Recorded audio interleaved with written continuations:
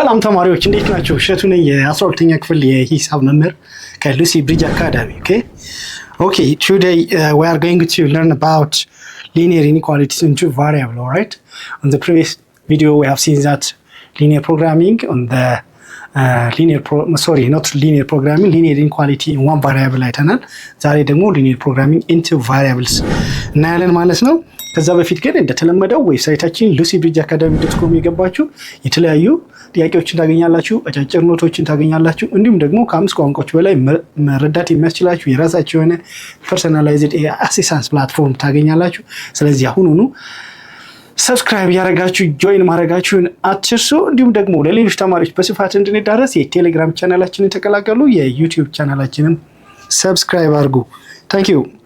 Linear inequality into variables. Okay, a linear inequality is a linear equation with equal sign replaced by an inequality. Okay, equation by inequality by less than greater than or equal to greater than or equal to ስናደርግ ሁለቱን ኤክስፕሬሽኖች the left and the right expressions, when the right and the left expressions are connected by inequality, we call it inequality. Okay, a linear inequality into variable has the form either x plus by less than c, or x plus by less than or equal to c, x plus by greater than c, or x plus by greater than or equal to c, right?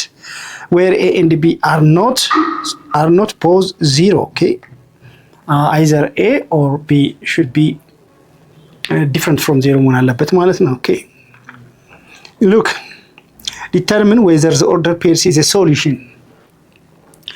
of the given linear inequality, which is 3x plus 4y less than 12 ነው የሚለው እና እነዚህ ኦርደር ፔሮቹ ይሄንን linear inequality ሳትስፋይ ያደርጉታል ወይስ አያደርጉትም ነው ጥያቄው። ለምሳሌ 0 0 ብንወስድ 0 0 means the value of x is 0, okay, and the value of y is 0, which implies that 3 times 0 plus 4 times 0 less than 12. Okay, በx ቦታ 0 በy ቦታ 0 መተካት ነው።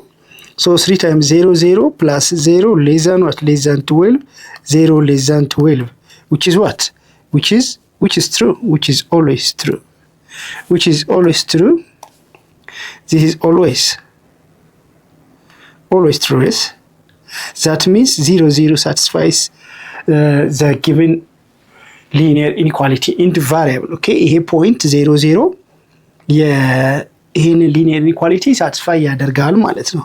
እስኪ 5 1ን ቼክ እናድርግ ደግሞ 5 1. Okay, 5 1, that means የx value 5 ነው፣ የy value ደግሞ 1 ነው ማለት ነው። Okay, so 5 1ን ቼክ ስናደርግ 3 times 5 በx ቦታ 5 እንተካለን plus 4 times በy ቦታ 1 less than 12 እናደርጋለን። 3 times 5 15 plus 4 times 1 is 4 less than what? Less than 12, right? እሺ ተማሪዎች የዚህን ክፍል ሙሉ ክፍል ማግኘት ከፈለጋችሁ ዌብሳይታችን ላይ ወይም ደግሞ የሞባይል አፕሊኬሽናችሁ ላይ ታገኙታላችሁ።